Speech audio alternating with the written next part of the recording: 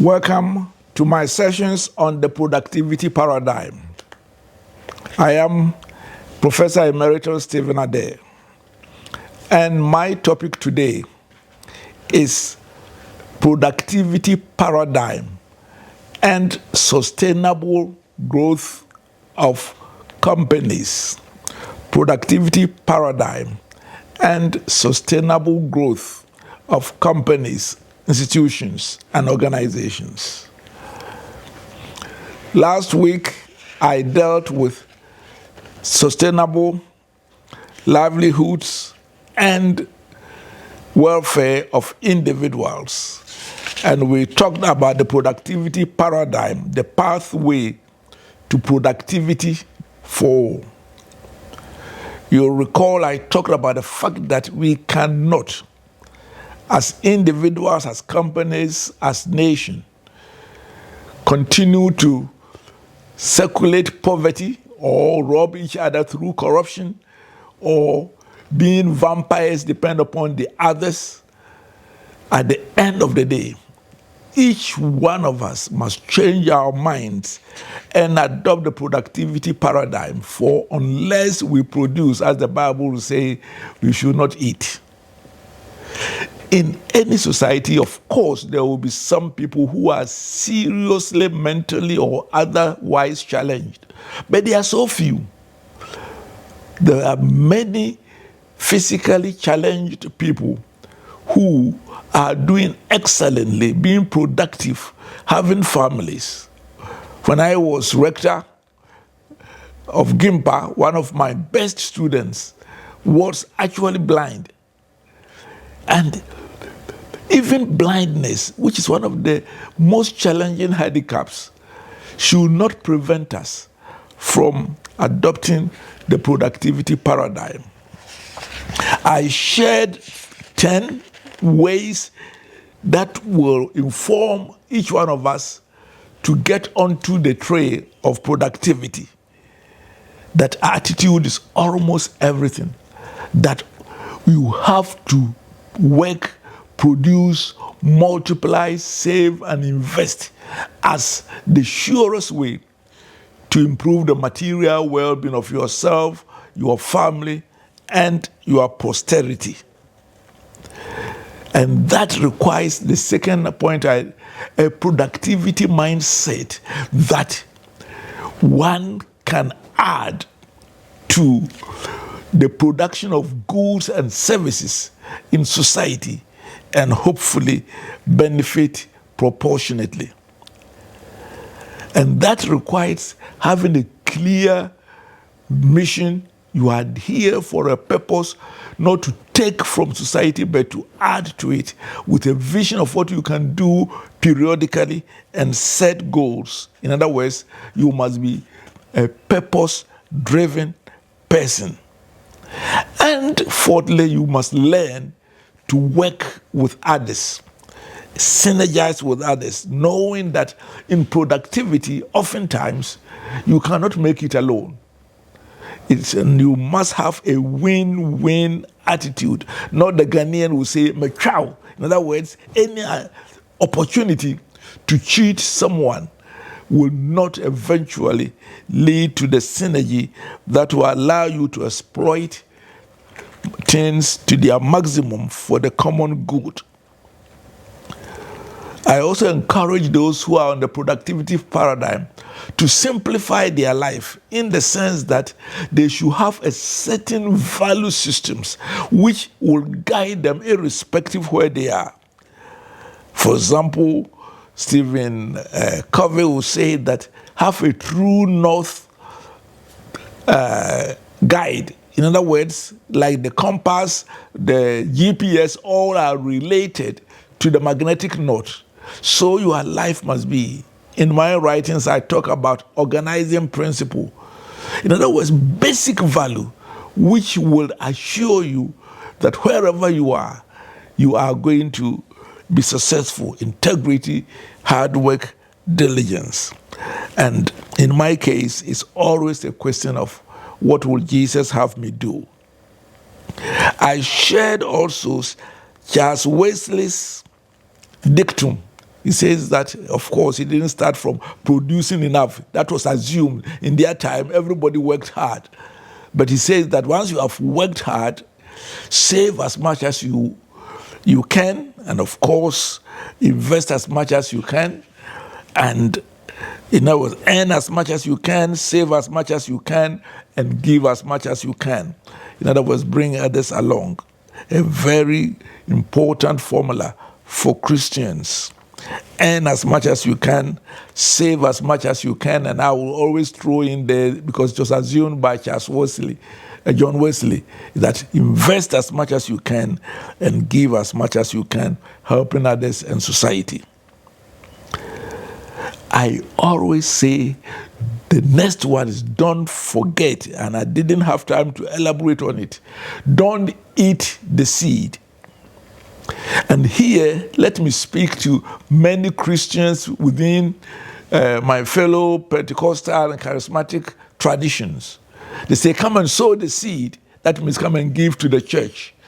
Yes, Christians are to give their tithe, their offerings, so that the men and women who serve full-time will have their needs met, not to exploit the congregation though.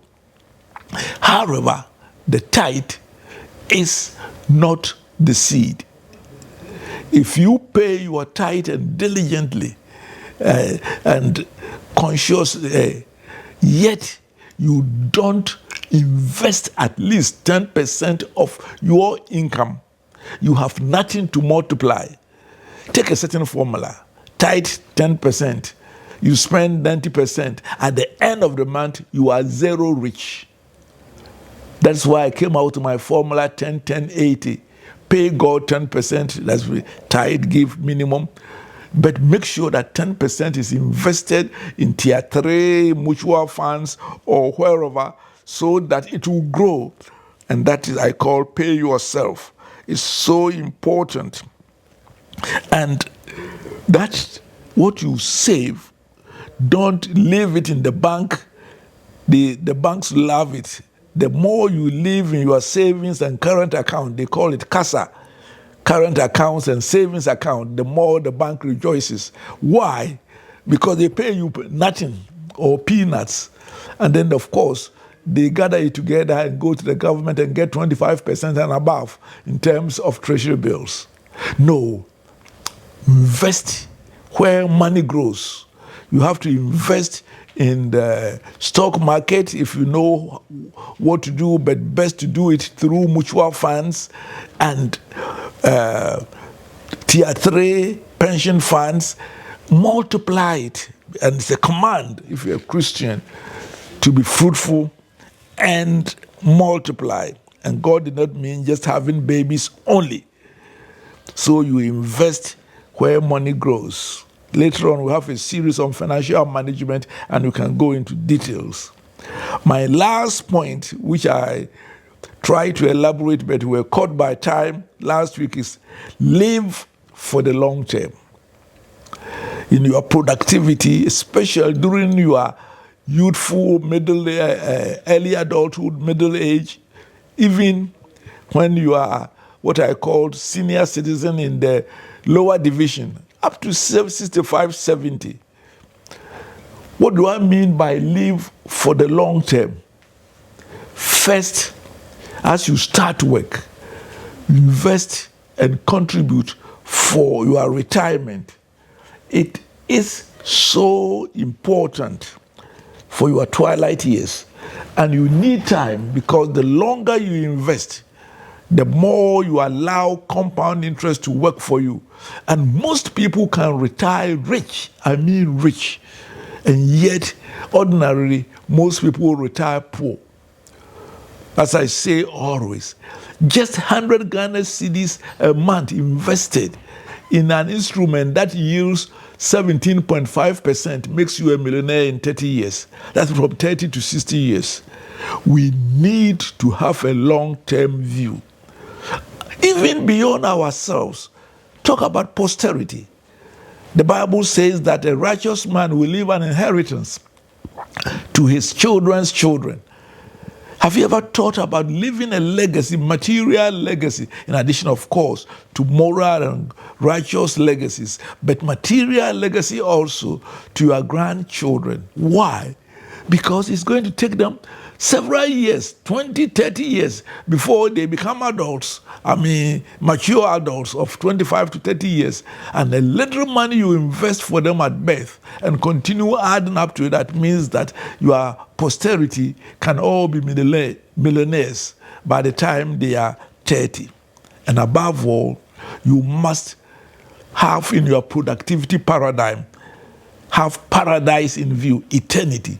For what shall it profit a man to gain the whole world, but to live, die, and go to hell? The joy of a godly person is that he can live and invest in productivity now, and yet leave an inheritance for his children's children. I hope that you will take this seriously. Let me therefore spend the time now about companies. And I want to talk more about Ghana rather than companies generally, not because I do not know. I've lived in Australia, I've lived in Britain for a few years, I've lived in America, in Namibia, and other countries. But I want to, in this case, be very specific about Ghanaian companies. It's sad that many workers go to a workplace not to contribute, but what they will get out of it. And I was saying in Tree, everybody eats where he works. It's one of the most diabolical statements, and that ruins companies, ruins nations. What we mean when we say that is not when you work, you must be paid, but where you work is where you steal to make inordinate riches. That is very bad. Again, at the company level, I know also some employers who are so concerned about getting maximum profits that they exploit their workers. When we think about minimum wage of one city, even if it is 15 cities, and normally it's worked on 22 working days on the average month, what are you going to do with less than 500 Ghana cedis if indeed your workers are being productive? What I want to talk about in the productivity paradigm is this. When workers and employers together adopt the productivity paradigm that we are going to achieve maximum output with maximum efficiency at low cost, then everyone is going to benefit. We must be very careful, especially my trade union colleagues. You cannot go in there and say that, you must take care of labor and everything else.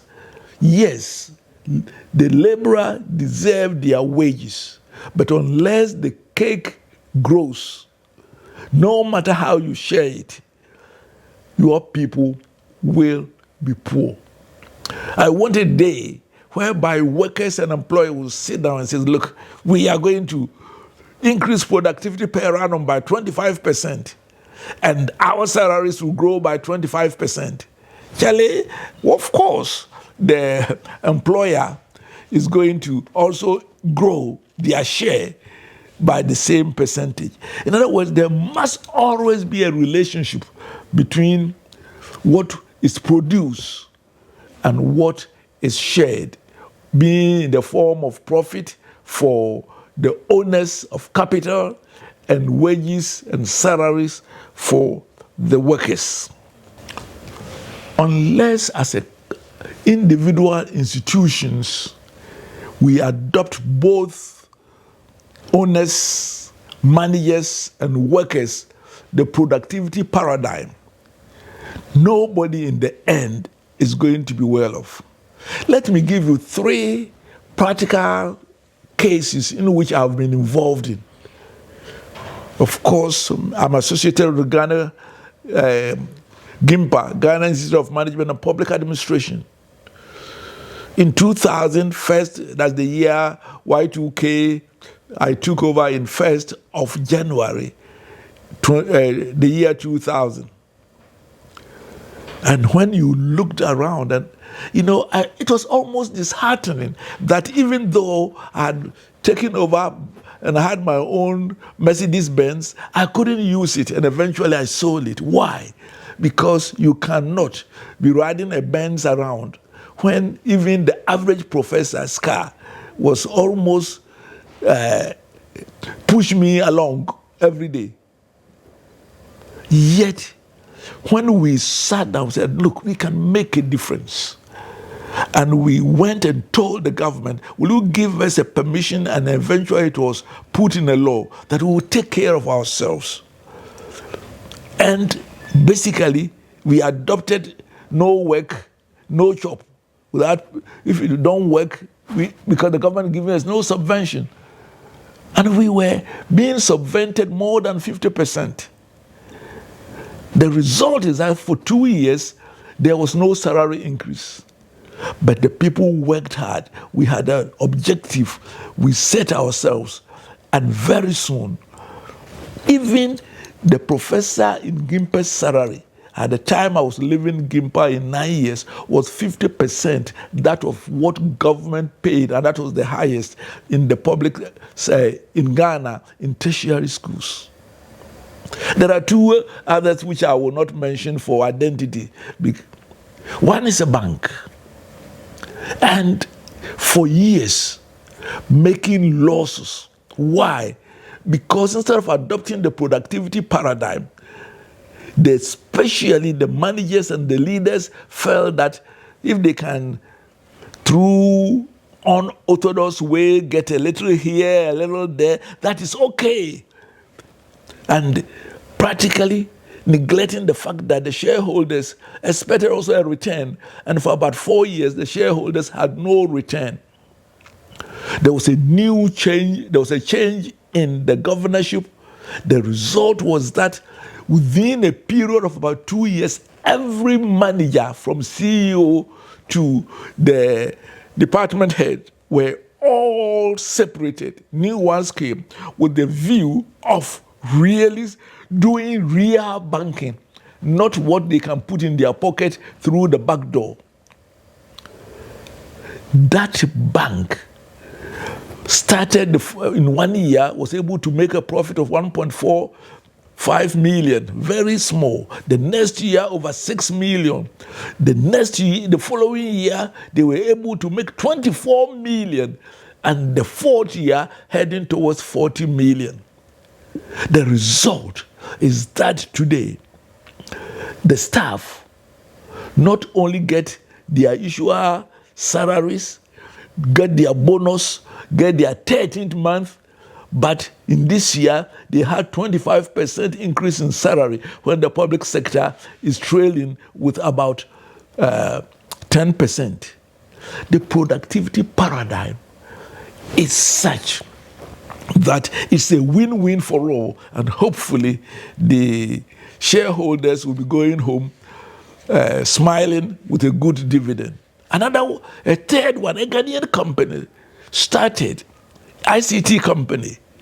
These young men and women with their expertise pulling together have been working and producing so much that in Ghana, if I were to tell you the salaries that the owner pays each one of them, the vice chancellors of the universities of Ghana will stop and go and be clerks in that company. Each one of them having a car, and one of them visited me. I was quite, the petrol consumption of this vehicle alone will be the salary of the average graduate, more than average graduate every month. The productivity paradigm is a win-win strategy for everybody. And there's a need for both workers and managers and governors, that's board of directors, to know that if in the sustainable long term, they have to produce at a lower cost adequately, or else there's no sustainability at all. The essence of strategic management, that is making sure there is a vision and that there are certain clear strategic goals and everybody buying into it, systems in place to support it, good performance appraisal system, an anathema to many Ghanaians. Many Ghanaians want to work and they don't want to be asked, what have you produced every day, every week, every month for their pay?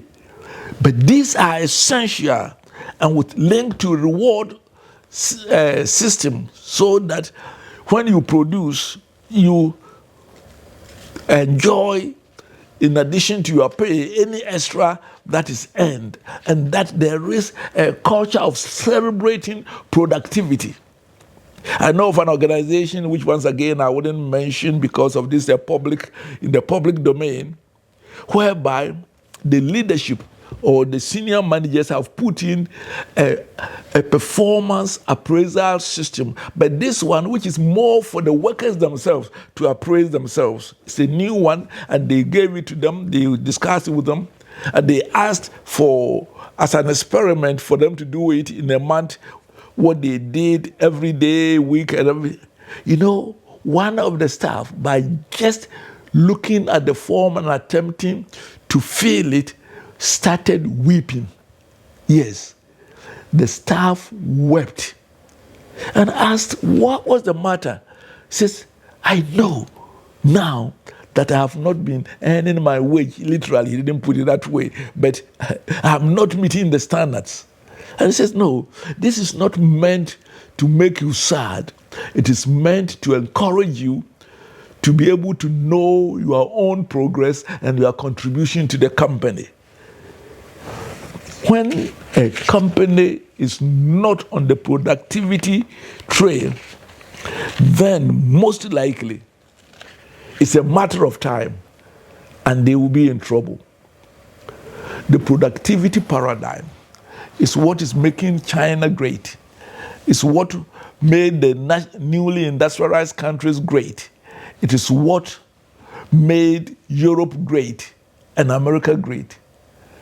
And when any nation does not encourage productivity, they are likely to be in trouble. And that's what I'll be talking about next week, knowing that the productivity paradigm is not only good for us as individuals, as companies, but also as a nation. Shalom, and may the Lord be with you till we meet again next week. You meet me always weekly with Professor Emeritus Stephen Adei on YouTube, and every Saturday morning at 8 o'clock, it's ZFM 101.9. ZFM 101.9, the business and leisure channel.